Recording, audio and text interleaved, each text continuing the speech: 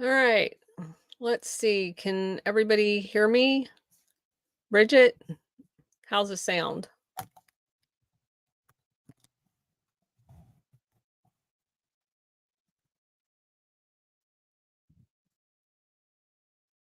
Let's make sure I'm on the right Wi-Fi. Got it. See and hear you. All right, awesome. Okay, for some reason my video isn't going to work um off of Rumble, but luckily I can switch over. I can only see the chat on Rumble though, so it's crazy. Always technicalities. What I want to do here real quick, and I don't remember who sent this to me. Who sent this to me? I want to give them a shout out. Um, OB 2021 on uh True Social sent me this clip that we're going to watch real quick because I just want y'all to know we're making an impact. So, share entire screen, click share. All right. Let me get to that clip. Where did it show up at? Let's see. Holy moly. All right. Here it is. Listen to this.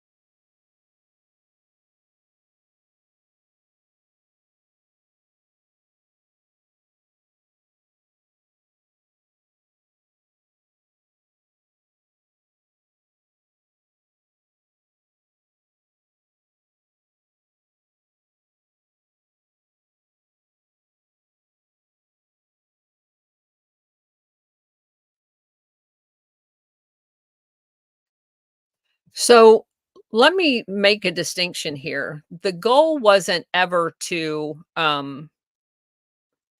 uh can you not see? Um Share screen, turn off something else. Testing. Could y'all see could you hear what was he was saying when I was playing that?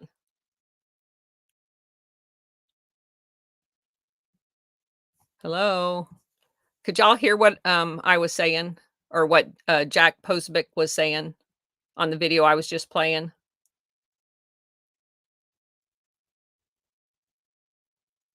Okay. So I'll just tell you. Can y'all hear me now? Fine. I'm gonna go back and stop sharing the screen. And can you hear me now?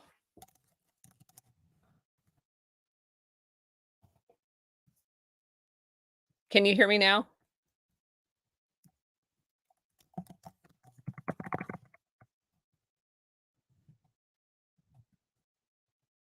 Okay. So as long as you can hear me, I'll tell you what he was saying. All right. So Jack Posebek, I'll post the video both on or repost it on Truth because somebody had just sent it to me, and I'll post it on Twitter as well or X. So, oh, and by the way, Bridget and Liza, I don't have my phone with me, so if you text me, I'm not going to get it. Um, what he was saying is that the whole thing about Ukraine, which we already know, started with the Gladio operation in 2014. There was also another one in 2005. Um, but the 2014 one was the snipers on the top of the building killing about 100 people, primarily shooting at women and children, caused a change of government, a coup. It was all done by the CIA, Gladio, etc., from the West. To because the guy that they had duly elected, so you know they don't really believe in democracy, was and liked to talk and deal with Russia because Russia's on their border.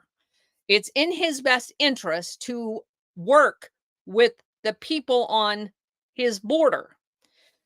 So the West didn't want anybody talking to Russia because their entire goal for the last 100 years was to destroy Russia. And we've already went into why.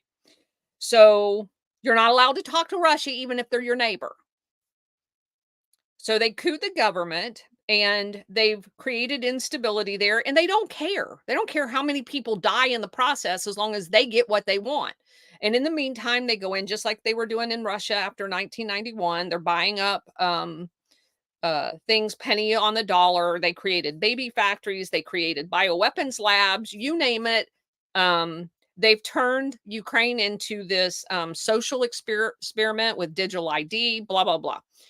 So Jack Posebek just posted at the end of this video, and actually he calls it he's not pronouncing it Gladio, but he calls it Gladio 2.0. That basically the sabotage attack on the pipeline, the bridge attack where they murdered the truck driver. He's actually acknowledging that's Gladio operations, which of course it is, and we know it. But this is the first time in all of the screaming that all of us have done all over social media talking about Gladio that someone has actually said it out loud. I assume that video is from today. So maybe we just broke the glass. Maybe doing the spaces last night caused some glass to break. I don't know. I don't care. I'm just glad it happened. So anyway, I'll be damned. I know, right? And for all of you that were there for the spaces for as long as you could hold out, it went 4 hours. A lot of it was because of the technical difficulty of it continuing to drop. But at the end of the day, the number that I saw when I finally logged off was 900. I don't know how they calculate that. I don't know if that's all the people coming and going or if it was 900 at that particular minute. I don't know any of that. But I will say we definitely kind of transitioned yesterday as a result of that spaces. And I have to give a special shout out for Bridget and Liza behind the scenes were texting me. I had made a rough draft as far as an outline to go by, and I had left out a couple of key points. They were right there with me the entire first hour, which was the actual presentation of all the material. So I'm internally grateful to them for being with me. I couldn't do what I do without them, obviously. And I know y'all shared that with Julie. I hate that she's not here. I love her to death. And she texted this morning after y'all talked to her and shared with her the success of the spaces yesterday. So from the bottom of my heart, I'm eternally grateful for each and every one of you. I just want to say that. My only dog in this fight is I'm happy to go away when everybody knows and understands what Gladio is, and we no longer have a CIA as a result of it. That's my goal. So until then, we're going to continue the education process. You have a target on you. Be careful. Okay, so I'm just saying, um, I I don't care. That's the bottom line. I'm very security conscious. It was drilled into me for 30 years. Um, I do have my concealed carry permit, even though we don't need the permit anymore here in Florida. I'm fully capable of taking care of myself, and I'm not afraid to do it. So I do understand the chances, but I'm not going to live a coward. That's not why I joined the military, and it's not why I love my country. So, and also in honor of Toby Keith, who is by far my all-time favorite singer. I'm wearing the um, cover. It's like a cape that I wore to his concert, the last concert I went to, and my Toby Keith hat. Um, Loved him to death. He personifies what all of the music industry ought to be. And I read an article earlier today that not one time today has Taylor Swift came out and acknowledged the fact that he passed away, and he gave her her first record deal. She would not be Taylor Swift without Toby Keith. So obviously, best wishes. I know, me too. Um, my prayers are with his family. God bless him and all of the sacrifice he did for our military. There is no single um, celebrity in the United States that loved our military more. It just is crazy. Um, I will share with y'all this one thing. Right, it was 2002. I had left CENTCOM. I was there over obviously 9/11, 2001. So I transitioned to Maxwell Air Force Base for a master's degree 1 year at Maxwell Air Force Base, um, and that's in Montgomery, Alabama. So it's a very military friendly town. Um, they have a little coliseum there. And Toby Keith that year was going around all over the United States, playing at small venues near military bases. And he came to Montgomery. I went with a friend of mine from my Air War College class, a Navy aviator, and my two daughters. And it was the first time he sang the Taliban song to an audience. It's a song that he wrote with his bandmates. Evidently, there's like roadie songs that they kind of play around with jokingly in their um, RV when they're traveling. This was one of those songs, and he had never played it for an audience until that night. There was a standing ovation for at least 5 minutes. It seemed like 15 minutes, but at least 5 minutes, because if you've ever heard that song, it's hilarious. Um, it's crazy funny. So, anyway, if you haven't heard it, when we're done, go listen to it. And the whole building just went crazy. So, anyway, God bless you, Toby. So, we're on chapter 8. This is about Frank Wisner and the Office of Policy Coordination, OPC. In the midst of Skorzeny's efforts to reestablish contacts from his old command. Now, where we left off, Skorzeny is now gone, supposedly escaped, although he didn't actually escape. They just let him go. But the story was he escaped. So we're at August 19th, 1948. Frank Wisner, who is the director of the Office of Policy Coordination, the division of the CIA responsible for covert actions. Now, and keep in mind, during the war, Frank Wisner was in a basically the same job for the State Department. And basically all they did was take the people out of that and shove them into the CIA. These are the spooks and sneaky people. So he officially took charge September 1st, 1948. The title he was given is Assistant Director for Policy Coordination. And the policy people are supposed to be in government, the ones that just come up with like how you're going to do stuff. They're not the actual operators. That's not how the CIA works, though. The policy, just like it. So everything about the CIA is a lie, including the titles of what they do. They don't create policy. This is basically the wet works section of the CIA. So although the CIA administration, administratively, the OPC took its direction from the Department of State, an important distinction in these days when the new anti-communist strategies was being formulated by the US government. The OPC mission authorized June 18th, 1948 under National Security Council Directive 10-2 was the key authorization for covert action put in place on the eve of Skorzeny's release. And we already talked about that directive a little bit before.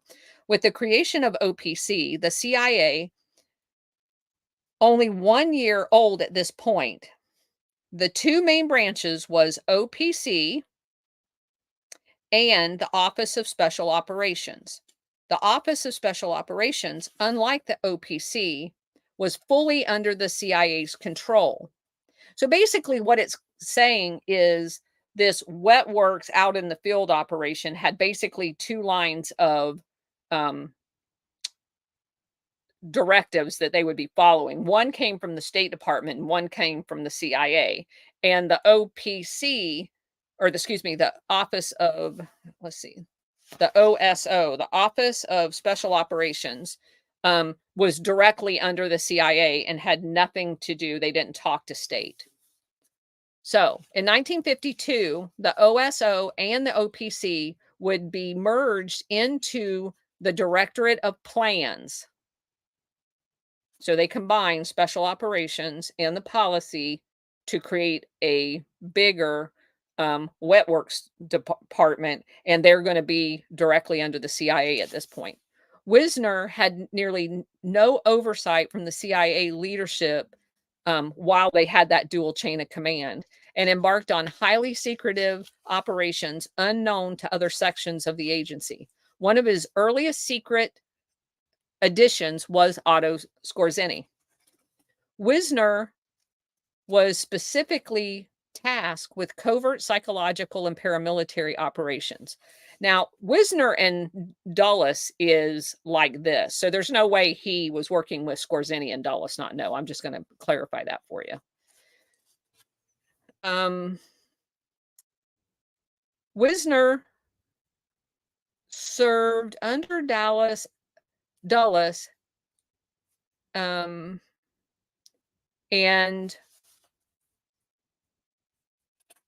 while they were setting up the first post-war cover networks in Germany, but eventually left the OSS to go back to a Wall Street firm. However, he goes back to the state. This is just an overview of where he spent the war time. He goes back to the State Department as the deputy, and that's when he starts working in the OPC, which then, when they stand up the CIA, shares responsibility. Wisner established OPC representatives throughout Germany and Austria, including the embassy staff at the State Department.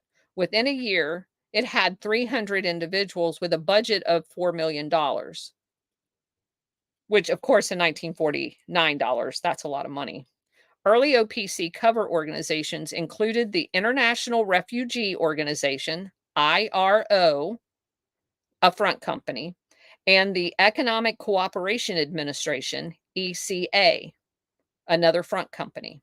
The ECA was an important U.S. government agency involved with labor issues in the European Recovery Program, which Wisner embedded his officers.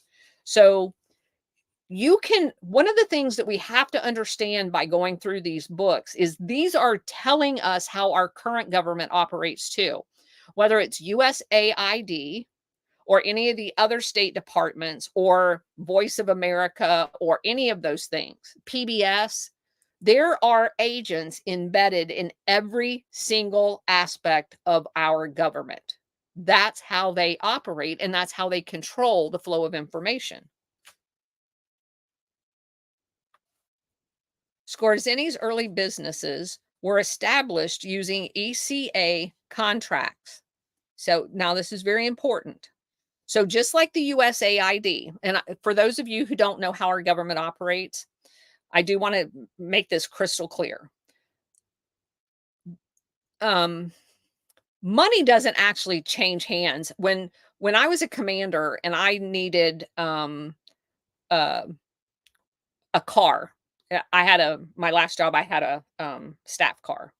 They didn't have staff cars, but they rented me a car. There's a contract that's written. I don't go down there and actually write a check. I don't pay them money. They allocate money into a central accounting system. And my comptroller would give me acquisition, or they would, my contracting officer would write a contract and I would take it down. They know how to requisition the government for the money, and I just pick up the keys. So we don't ever actually spend money. The same thing with computers and all of that other stuff. You issue contracts, and then the contracting officer takes care of them sending in a piece of paper and the government transferring money to them. You don't do that at the end, people that are like working. So when they're talking about giving Ukraine money, they're not actually giving generally, they're not actually giving Ukraine money because they can't. That's not how our government works.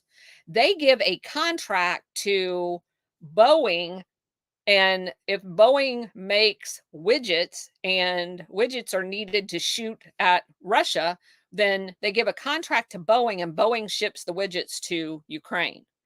And so there's no actual money that gets to Ukraine, even though they say it is. That money all goes to government contractors. That's how it works. Even in the theater afterwards, like in Iraq, when they were going in, and Biden's brother did this, he got a $4 billion contract the day after he set up a contracting company to rebuild housing in Iraq that we had bombed. And not any of the housing ever got built. The whole thing was a scam. So there are ways that you can send in the request for that money as if you're actually doing the work, but it doesn't ever get done. And you have to have complicit government people because there's signatures that are contracting officers. They just buy them off. That's done all the time. It was done in Afghanistan, a lot in Afghanistan, actually. But that's done everywhere. This whole thing is a scam. So when this book is telling us that Skorzeny's program was paid for by a government front office set up by the CIA called the Economic Cooperation Administration, how that works is the CIA will get appropriated money from Congress.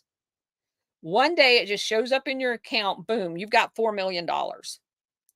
Okay, great. I want to set up a fictitious company called the Economic Cooperation Administration. All I do is I call the State Department. I said, hey, I need you on your Manning document to create a four-letter organization called the Economic Cooperation Administration. I'm going to transfer you $1 million to put in that account. Then I want you to start issuing contracts. And the guy that you're going to contract to do the work that I'm going to tell you needs to be done on a statement of work is Otto Skorzeny. Here's his bank account routing number. So every time Skorzeny would send in a requisition, they'd send him money. It looks like a legitimate government organization. It sits on the Manning documents of somebody's superior organization or hierarchy, but there's nobody in it. It's a funnel to use to get money to other people without it looking like the CIA is contracting Nazis to do work, which is exactly what they were doing. So I just wanted to make sure you understand what this is saying. This is our government giving our tax dollars, because you wouldn't have to do all of this if you're doing it with black money. That's all cash. You just throw them the money and say, go kill a bunch of people. This is crap they were doing with our tax dollars, which is why they required a front company to be able to issue contracts. Skorzeny's involvement with the ECA and associated CIA activity will be covered in a future chapter in a little bit more detail. So just need to get that out of the way as a foundation. Another author by the name of Tim Weiner says, and his specialty was U.S. national security programs, said in his history of the CIA that although the public was aware of the CIA, they would not have known about Wisner's OPC. Not only were OPC operations secret, the existence of the organization itself was also secret. So it didn't show up on any organizational chart. They didn't know any, they didn't have any funding associated with it. So it was basically invisible. Weiner also noted that during OPC's formative years, the organization was, quote, the most secret thing in the US government after nuclear weapons, unquote. And the OPC programs were actually part of the nuclear war planning. Wisner was specifically tasked to create stay behind networks of foreign agents in the Eastern Bloc countries to be used in the event of nuclear war. This included preparing forces and stockpiling weapons. U.S. General Curtis LeMay, commander of Strategic Air Command, SAC, also tasked OPC to set up escape routes for nuclear bomber pilots that would be shot down or, as he knew, would have to ditch east of the Iron Curtain. These missions directly affect the CIA's interest in Otto Skorzeny since they demanded finding the right people with the skills, experience, and composure necessary for dangerous work. These missions gave Wisner great authority to leverage as a wide range of government and non-government agencies. His power in the early years of the CIA was unprecedented. He also turned to black assets such as former Nazis. He then placed into secret networks using the cover of the International Relief Organization, or a matriot of private businesses and foundations. And that's how they use the Red Cross. That's how they use the WWF. That's how they use all of these organizations, that all of these people, if you research anybody, like Liza and Bridget and I have looked up several of these people, every single time you look these people up, they all have their own foundation, and that's how black money is funneled to them to do whatever their role is in this whole operation. Wisner divided the OPC into two branches, one for planning and the other for operations. Wisner's deputy was Frank Lindsay. He headed the operational branch, which carried out the missions directing foreign agents, a critical factor when considering Otto Skorzeny was used by OPC. Lindsay had been in Paris in June at the same time General Donovan was confirming with members of the secret paramilitary group organizing Compass Rose. So that's his link to the fact that this guy's embedded in the Operation Gladio network. Lindsay also, Lindsay's full name was Franklin A. Lindsay. He was one of the key planners for OPC covert intelligence and paramilitary operations. In his service as an OSS officer, because of course they all started there, Lindsay carried out dangerous behind the lines missions in Austria and Yugoslavia, where he was assigned to head OSS liaison missions to Marshal Tito. Tito, it will be recalled, had been the subject of an attempted abduction or assassination by Otto Skorzeny during World War II under the code name Knight's Leap. Given his own background with Marshal Tito, the Skorzeny operation to abduct Tito must have been of great interest to Lindsay. Lindsay, as head of the operations branch of OPC, was assigned abduction and assassination missions. That's the primary mission, or that's the primary interest that he had in Skorzeny, because he knew about Skorzeny's experience in that area firsthand. Frank Lindsay's main objective was to leverage the immigrant populations for covert action. This effort zeroed in on Ukrainians and East Europeans who were escaping Soviet domination And as previously pointed out, many had fought or had collaborated with the Nazis. So this is them targeting Ukrainians that are coming over into Poland and Western Germany at the time that still have contacts back in those locations to be able to leverage them basically as spies or to do wet works, assassination, kidnapping attempts, and stuff like that. And this is the formation of what we now know today as Right Sector and the Azov Battalion. We covered it in the other book about there being two factions of the Ukrainian Nazi network, and they kind of competed with each other. The two Bandero and I forget the other guy's name. It started with an M. Were always at each other's throat, trying to get Hitler's attention and a pat on the head, saying they were doing a good job. Vetting, organizing, and training these people into covert assets was assigned directly to Frank Lindsay. Lindsay was also tasked to make sure official US government involvement was not visible and you had plausible deniability. Putin just said it without saying it. Yeah. Um, the other section of OPC was the planning branch. This branch drafted the operational plans that would then be sent over to Frank Lindsay's for execution. So, the sections within the planning branch was called political warfare, psychological warfare, economic warfare, evacuation, guerrilla and partisan type warfare, i.e., political, sabotage and counter sabotage.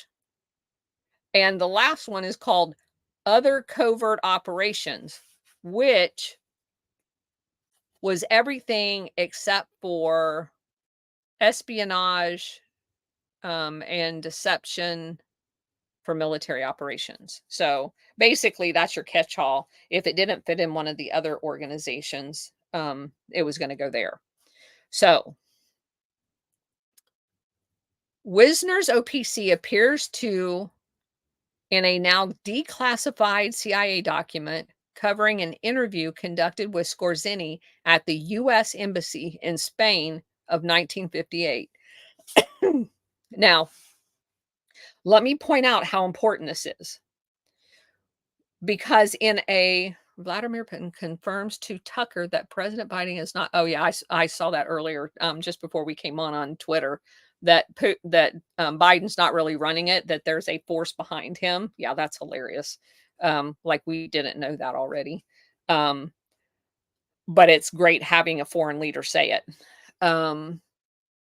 Okay, so in the 1950s, like actually in 1950, if you remember the book we read that is called The Third Way, he began at the beginning of it talking about the Madrid Circular.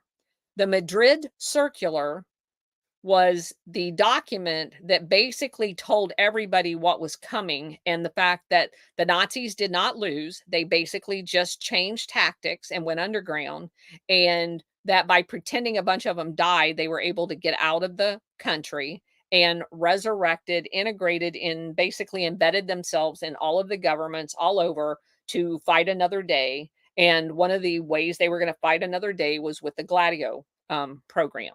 So, and of course take over with their scientists and all of that other stuff, which when you look back on it, that's basically what happened.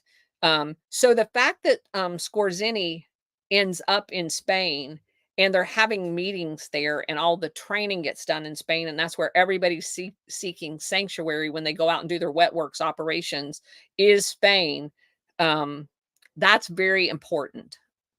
So, and we're going to talk a lot about the people that we put in the Spanish embassy because it's critical, because they knew about all of this.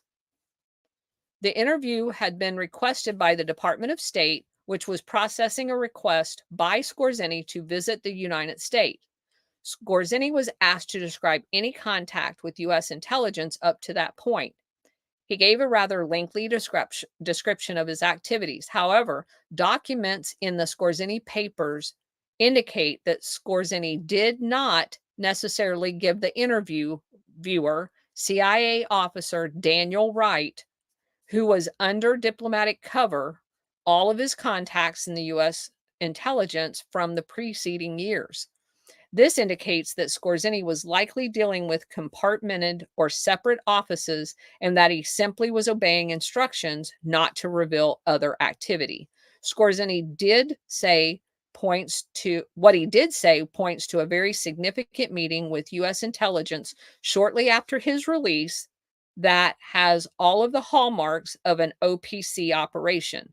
Skorzeny related how shortly after his release in January 1949, he was secretly approached by a mysterious Mr. Martin, who claimed to be from the U.S. State Department, although Skorzeny said he doubted that was really where he worked. The author has narrowed down the identification of Mr. Martin to David Martin.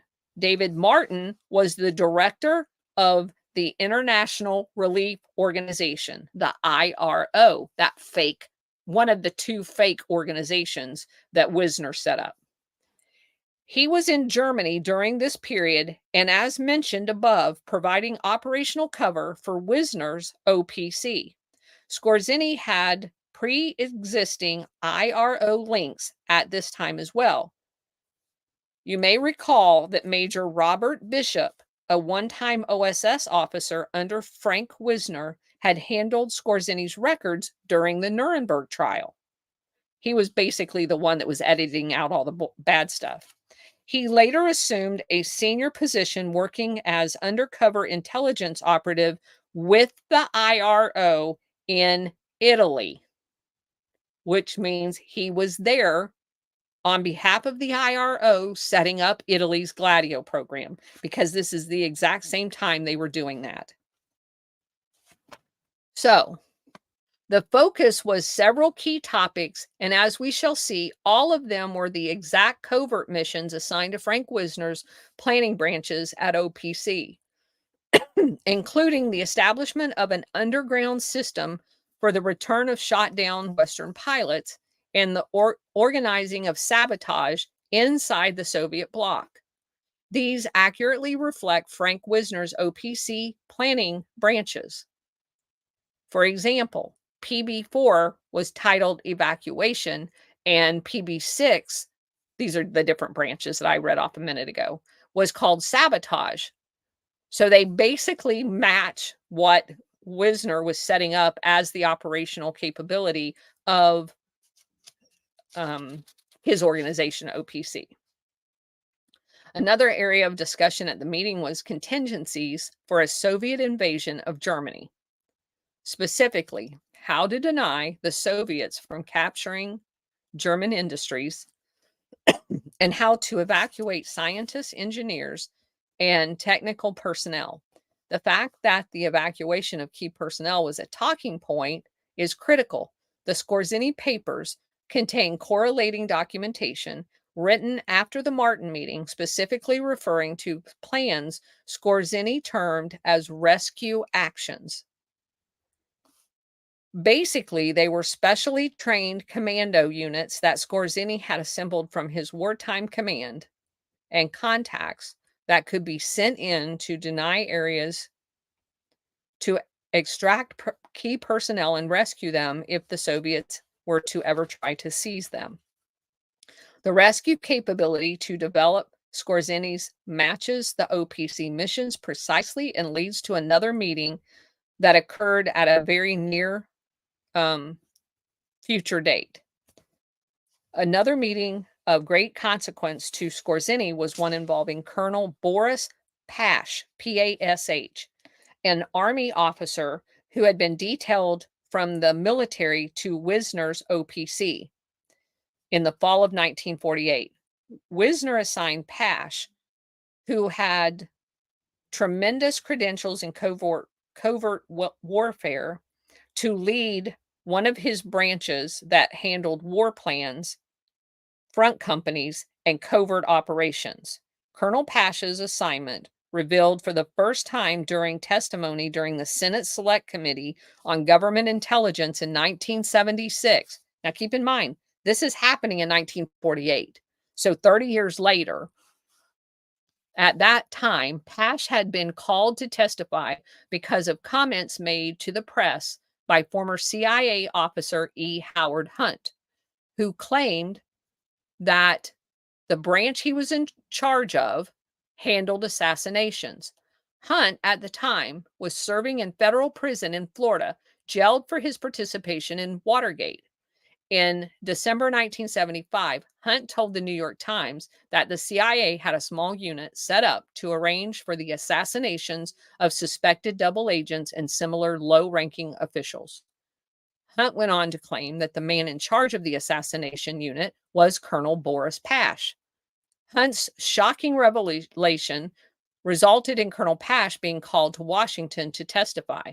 Pash denied under oath that his branch conducted assassination operations. The author believes this to be correct, but his full testimony gives evidence that his branch was associated with certain aspects of assassination and that he likely held a meeting with Skorzeny where the discussion included these missions. So, see, this is the plausible deniability and why you have these fake companies and why you contract this crap. So, you can sit and lie your ass off in front of Congress and say, I didn't do that, when in fact, your organization did do it and you led a contract and gave them that mission. The fact that you didn't pull the trigger doesn't mean you didn't do it. And the fact that these people are wearing a uniform disgusts me. Frankly, it pisses me off. Pash denied under oath. Let's see. So Pash described to the committee a meeting that had occurred around the time of his initial posting to that branch in early 1949. Interestingly, the description of the meeting described by Colonel Pash matches in every manner the meeting described by Skorzeny with Mr. Martin, which also occurred at the same time. Pash recalled that a meeting there was a discussion regarding the potential invasion of the West and that operations could be carried out to deny Soviet key industries, such as blowing them up, and what actions could be taken to prevent the capture of certain difficult to replace, highly technical individuals whose skills had been developed for years. On the last point, Pash remembered a woman sitting at the table who spoke up and said, "Why don't we murder them?" Pash claimed the bluntness of the woman's comment caught many in the meeting by surprise. Who she was, I don't remember. I don't know whether I knew her name or not. She was in the group sitting across the table. Now, of course, that's probably Skorzeny's future wife, the woman that was with him in Austria, because we've already established that she's definitely um, uh, an agent as well, and was for Germany. So he goes on to basically say that although he didn't say it's most likely, what did we decide her name was? Elsie? Elsie. It is certainly non-coincidental when considering all of the facts, and the thesis grows stronger as more details of the meeting gets revealed. The comment about murder caught the immediate attention of the Senate committee members who pressed Pash for more information on his statement. Pash reluctantly told the committee that assassination was mentioned in the meeting, but maintained his group did not conduct assassination operations. No, his group did not. He contracted that out to Skorzeny. Colonel Pash was born Boris Theodore Pashkovsky in San Francisco, California in the year 1900. His father, Theodore Pashkovsky, was a Russian Orthodox priest who had been sent to California in 1894 by the church. In 1912, the family returned to Russia, and during the Russian Revolution, they supported the White Russians, which were the good guys, the nationalists, against the communists. During the struggle, Colonel Pash developed a strong hatred for communism. holding them directly responsible for the death of his mother, who became ill and was denied medical treatment by the communist authorities. In 1920, the family returned to the U.S., not wanting to live under communism. Pash married that same year, and in 1923 attended Springfield College in Massachusetts. He graduated with a PE degree and changed his last name to Pash. He joined the Army Reserve. He spent time in the Intel branch and also worked in counterintelligence in the FBI, but still in the military. Colonel Pash would become no stranger to sensitive covert operations, and during World War II stacked up an illustrious service record. His first assignment was preparing for a Japanese attack on the west coast of the United States. He dealt with the internment of the Japanese Americans. He was a Army counter intel officer working in highly classified Manhattan Project. Pash was tasked with investigating security breaches at the Manhattan Project in Berkeley Radiation Laboratory. He also worked with Major General Leslie Groves.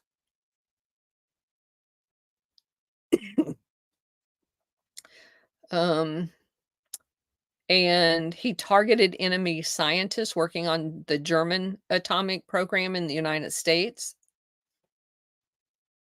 It was not just to build a so they're saying that, General Groves, who was one of the guy over that program, as a quote, "had an extraordinary resolution to win the war. It was not just to build a bomb, but to build it, use it, and prevent the Germans from building one.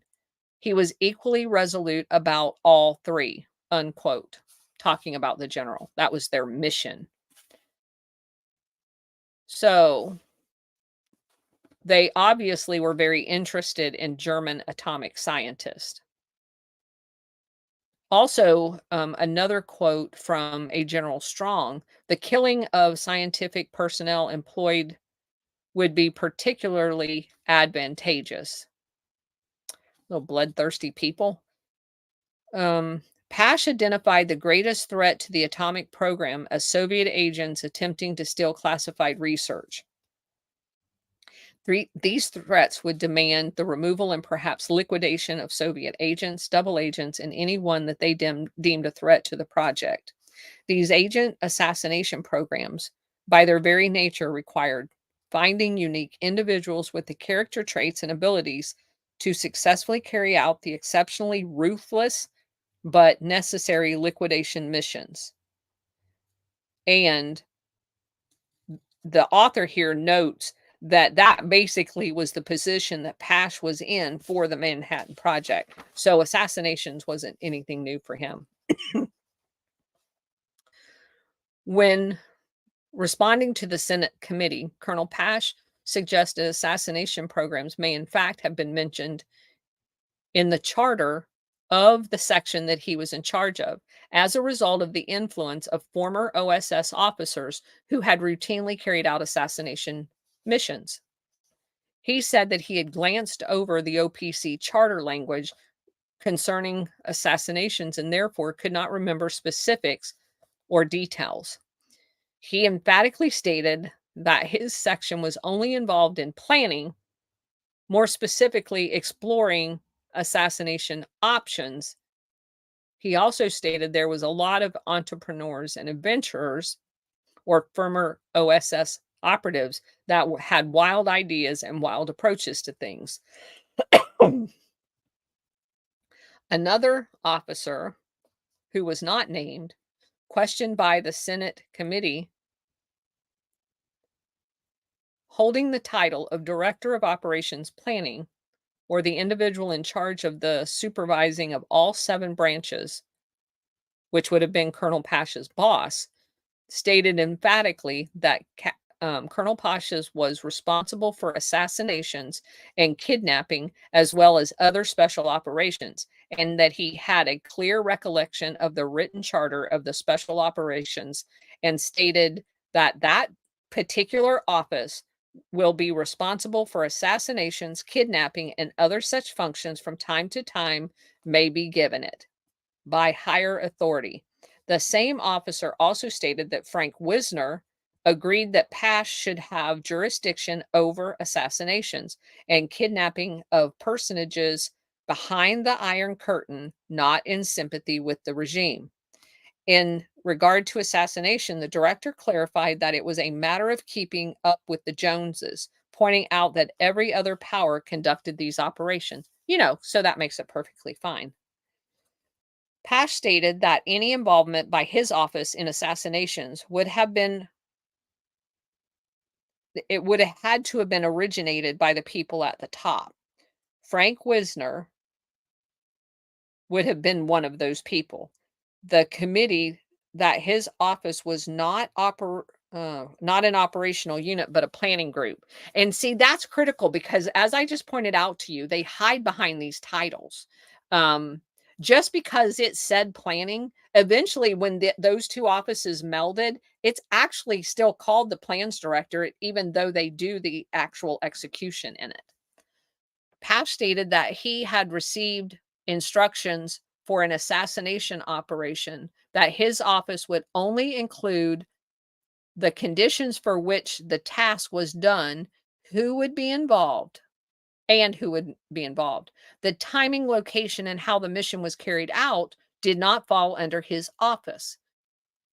He stated that Frank Lindsay, who is head of the OPC operations division, would take that plan and be the one for making it operational. Colonel Pasha's own explanation holds the key to his meeting with Skorzeny and Elsie. Colonel Pash handled cover and deception. Since Pasha's office supported Frank Lindsay's operational branch, Pasha's direct role was providing the cover and deception necessary for Frank Lindsay's operation branch to carry out assassination missions. The inclusion of Otto and Elsie Skorzeny in exploratory meetings on assassination by Frank Wisner's OPC makes perfect sense. First, the secret objectives as outlined by the National Directive 10-2 in June of 1948 included assassinations and abductions, matching precisely the key talking points that Colonel Pash had talked with Skorzeny about. Second, that office that Pash was responsible for was responsible for establishing cover, i.e., private corporation structures that would in turn give Frank Lindsay's operational branch the plausible deniability for wet works. When CIA official E. Howard Hunt had given information to the press that the CIA had a small unit that set up and arranged assassinations of suspected double agents and similar low ranking foreign officials, it appears to confirm the early formation of the U.S. post war assassination capability inherent in Frank Wisner's OPC. E. Howard Hunt claimed the CIA unit was set up to arrange versus carry out assassinations. Therefore, assassination operations contemplated and planned by OPC logically use surrogates. Given the revelations above, this would mean Skorzeny's private network was going to be used as the cutout to do the wet works, which is why they set up that front company to contract it. So now they've got plausible deniability because that's all invisible and located outside the CIA. So if they ever had to say, "Oh yeah, that office over there, they were doing some really bad things," it's not inside the CIA, which gives them plausible deniability. They're everywhere. Hunt also had been in Paris in 1948 assisting with the implementation of classified programs under the Marshall Plan. And we've already discovered that the Marshall Plan was basically a disguise. It funded the setup of the Gladio units initially, and it was used as kind of an overarching umbrella. The OPC demanded that cover operations be entirely untraceable. We knew what we were doing, recalled a CIA officer, Harry Broziski, a Soviet expert who had once worked with Wisner. He also added it was a visceral business of using any bastard as long as he was anti-communist. Gotta love that. At least he's honest. Wisner was also fully aware of Soviets' wet affairs carried out by the 13th Directorate, a KGB branch tasked with eliminating double agents and Western spies by assassination. Within the CIA, Wisner's OPC was directed to develop a similar U.S. capability. Colonel James Critchfield, a CIA liaison, assigned to the super secret Galen organization, which is basically the BND, which turns into Germany's CIA counterpart, who was aware of Wisner's cloak and dagger operations, recalled some of the people Frank brought in were terrible guys, but he didn't focus on it. Years later, CIA officer Peter Seckel, Sichel, a member of the Office of Special Operations, would note that the OPC people had their missionaries' zeal in their eyes. We distrusted them, basically. Skorzeny will be involved in nearly every mission category described under Wisner's OPC. He was one of those agents that can do everything. So,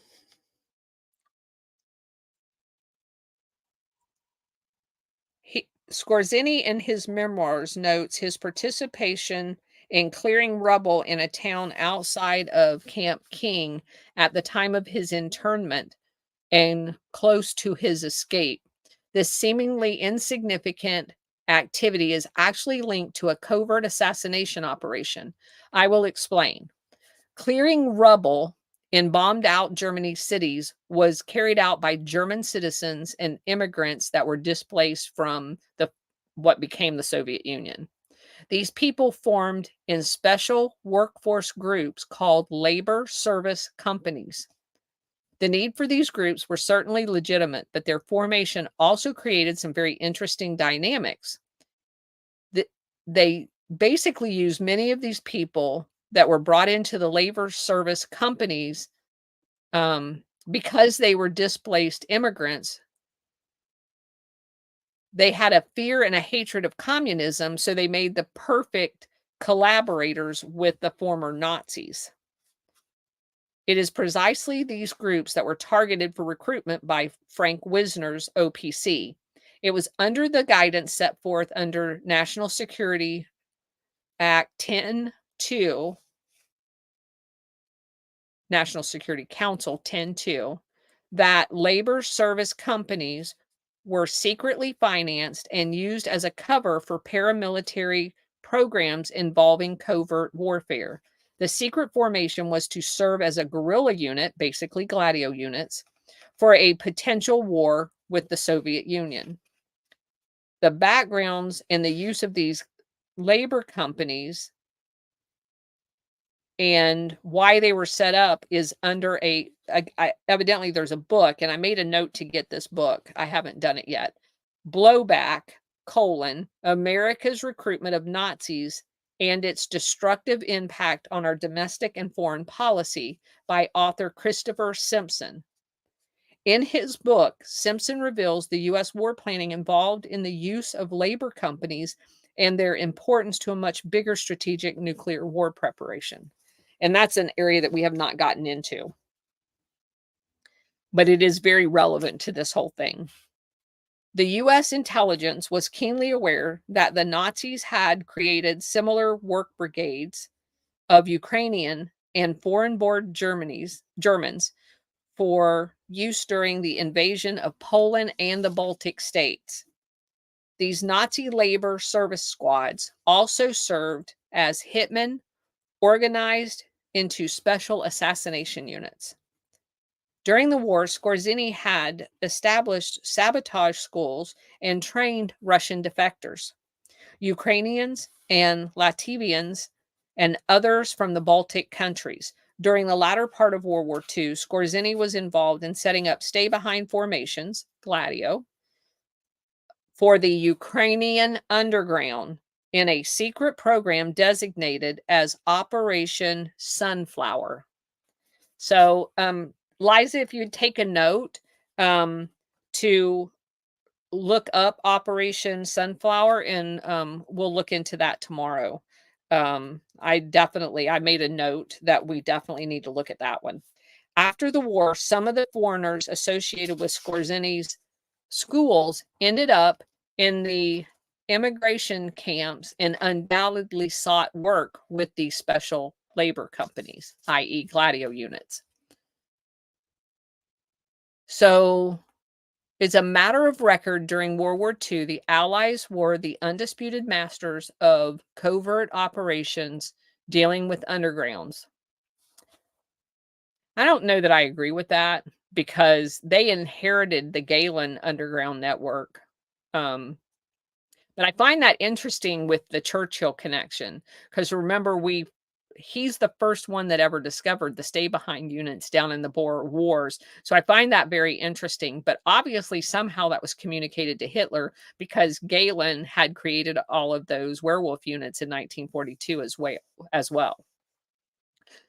Skorzeny's knowledge of true stay behind networks was actually more extensive given the Allies never actually had to deal with an advancing enemy into their territories. Skorzeny dedicated an entire chapter of his Russian and Ukrainian wartime contacts in his memoirs. His personal knowledge of these immigration groups, their wartime covert activities, and especially his ability to reestablish contact with them would have been extremely interesting to Frank Wisner and his planning staff. Skorzeny was likely pressed for his knowledge of these stay behind groups by General Donovan, which we already know happened because they had already made the deal with Galen to give all the tactical information up because that's the reason why they moved Galen into the United States for several weeks and debriefed him. The Colonel Benson, during his initial interrogation of Skorzeny while he was supposedly a POW.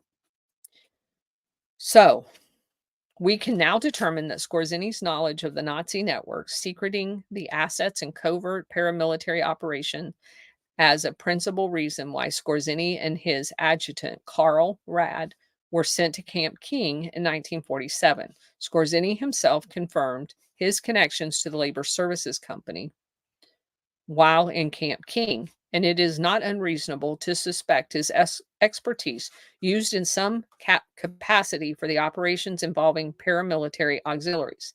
The timing of the meetings and activities described above involving Skorzeny can now be put into a broader context. So, very important. Yes, that's the same one, Liza. That was the German name for it, which translates into sunflower. So basically, what the author just did was set up the fact that Skorzeny is directly related to Gladio. He's directly related to setting up assassination squads of Gladio operators, and a significant element of that was him doing that in Ukraine, which, of course, as Liza pointed out, is Azov, but also another one, which was the rival one. I think Azov was the direct descendant of Bandera, and then his competitor was the one that was kind of the founding member of Right Sector, which is another Nazi organization. Both have currently been melded with the Ukrainian army, but they were very distinctly separate and very competitive with each other, stay behind units. So we've directly tied them now to Skorzeny as far as the training and creation of them. We had already done it in another book, but I'm just going with the author building blocks. So, documented evidence for official state-sponsored assassination or paramilitary actions involving assassinations are extremely rare. In many cases, these documents were uncovered as a result of official or unofficial investigations of actual assassination incidents. Two examples were cited in Christopher Simpson's book Blowback that likely have implications for Skorzeny's covert history, although at this point they are parallel occurrences. Nonetheless, the chances of some of these direct or indirect connections to the facts related in this chapter are very high. Assassination operations in questions were called codenamed Hagberry, Hagberry, and Lithia, Lithia. It is known they targeted foreign agents who had penetrated U.S. and British immigrant espionage networks.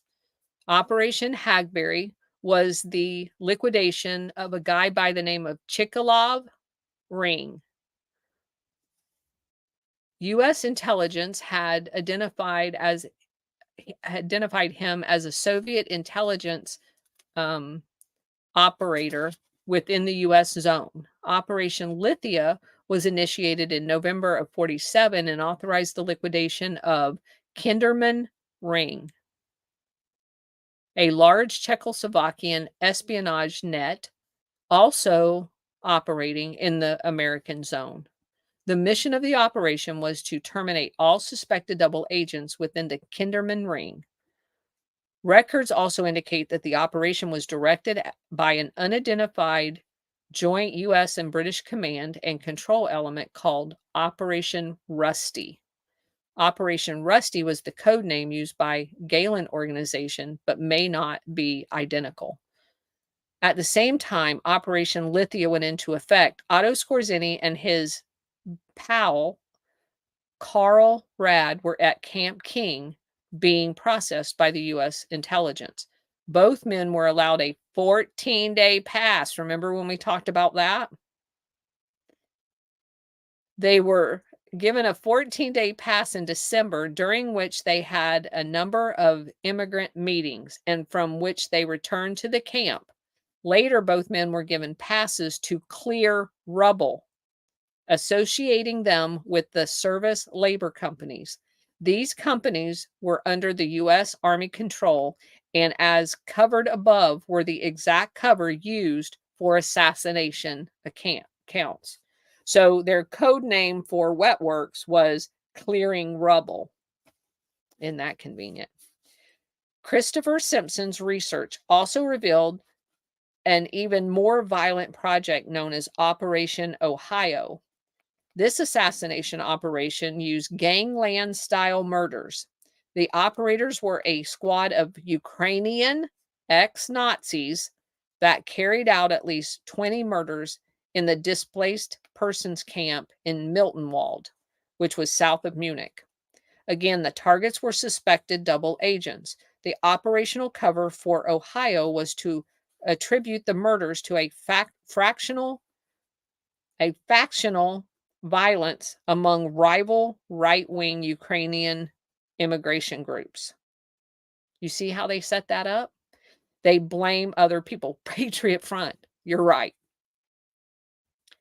U.S. Air Force Colonel L. Fletcher Prouty, which we talked about when we first started talking about this. He spent a lot of time as the Joint Staff Liaison to the CIA.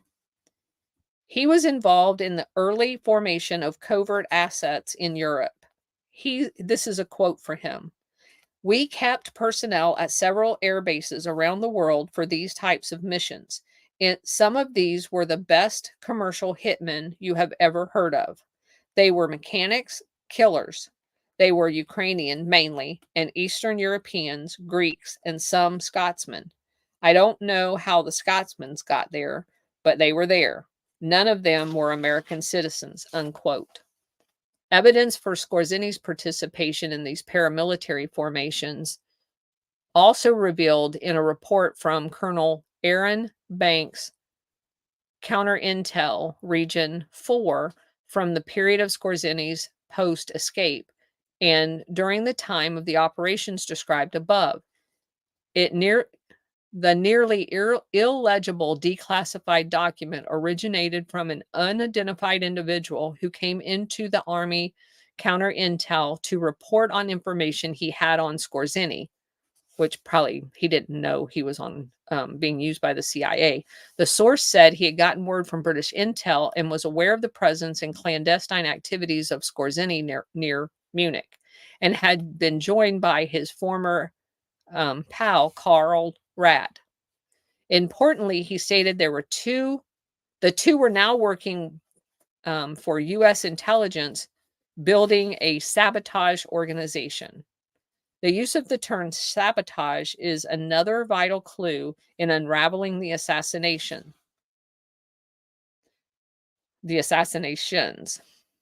In fact, the historical precedent is quite clear. History has proven that the American OSS and British SOE had assassination programs during World War II. When we examine men and women who trained, organized, and carried out these missions, we generally find that they were formed within the designated sabotage unit of the parent organization. In the case of OSS, for example, sabotage fell under the Special Operations Branch. These personnel were highly classified methods of destruction, subversion, and more lethal capabilities of spy work. The term sabotage is used as a blanket and more palatable way of saying assassination. The obvious reason in war for having an assassination unit is to disrupt command and control networks of the enemy by eliminating decision makers. Besides targeting the enemy leaders, assassination was also used to eliminate foreign agents, traitors, and individuals who meant to threaten exceptionally critical national security programs. Well, today, that's all of us. See why those things are a bad idea? The Skorzeny papers confirm he was in contact with former officers of the infamous Peter Group, the SS assassination unit sent to Denmark in 1944 through 1945. So, he could also tap those with the unique skills for the different nationalities that would serve in Nazi units, including Ukrainians and Eastern Europeans, for specific assassinations. So, when you focus on Skorzeny's activities in the post-escape period, we find ample evidence that Skorzeny meets with the third objective set out for the NSC Directive 10-2, dealing with counterforce. Counterforce was described by Kennan as outright paramilitary actions, guerrilla units, sabotage, and subversion, in which the guidance and funds would pass to a private American organization or business enterprise composed of private citizens with field offices in Europe and Asia. This is literally the description used for World Commerce Corporation and the Donovan's SPG that we covered a long time ago. Well, in one of the former chapters. So they're basically saying they're contracting out the wet works part of the CIA under front companies. And what's interesting about this is we've known about this. We've talked about it in several of these other books. This guy is using Skorzeny's own paperwork telling us this is what they did. That's what fascinates me about this book. This guy bought Skorzeny's papers, and he is telling us based on his own handwritten notes, this is what they did. The official records for Boris Pash, the colonel, have never been released. So, if we don't have his records, it's very safe to assume that all of them are classified. And there are occasions in the military when the missions that you are doing result in a classified report being written on you, which is not allowed to be in your record. They make special provisions for promoting people whose situations are like that. Very, very rare. Skorzeny's personal papers and supporting documentation provided solid evidence to confirm Skorzeny was involved in training, organizing, and conducting covert warfare for Western intelligence. Skorzeny's support was centered on sabotage and the traditional department for conducting assassinations. In the book Blowback, Christopher Simpson rendered his academic opinion on the mysterious disappearance of the branch records that Pash belonged to and precisely outlines the key elements of the rise of the Cold War assassination capability. Quote, the early Bloodstone operations played a significant role in laying the groundwork for what one Senate investigator later called a procedure within the CIA, which, although not spelled out in so many words, was generally understood and served as a basis to plan and otherwise contemplate political assassinations. Unquote. It's a more fitting, it's more than fitting to end this chapter with that quote and serves well in setting the stage for the final act found in this book, which of course is the JFK assassination. And that's kind of the whole relevant thing that we're building towards is you first establish the fact that Skorzeny was working for the United States government. More specifically, he's working for the CIA. More specifically, he was conducting assassinations for the CIA. And that's where we're at the end of chapter 8. This guy builds to what we already know the climax of the book is the involvement of this capability in the assassination of JFK. So, I have said from very early on, after having read a while back, the book Final Judgment, I do recommend it. It's not one that we will do. I mean, later on, maybe when all Gladio gets exposed and we're bored, we could go look at that again. That book is that book is the best book I've ever read about the assassination of JFK. It also was, they attempted to ban the book because anything that they don't want you to read, i.e., truth, as we're talking about with Tucker's interview of Putin, it seems relevant to make this statement that they're all about banning books when they somehow shed light on their ill deeds. So they'll accuse us of banning books. They are the ones that actually ban books. And Final Judgment had a very difficult time being published.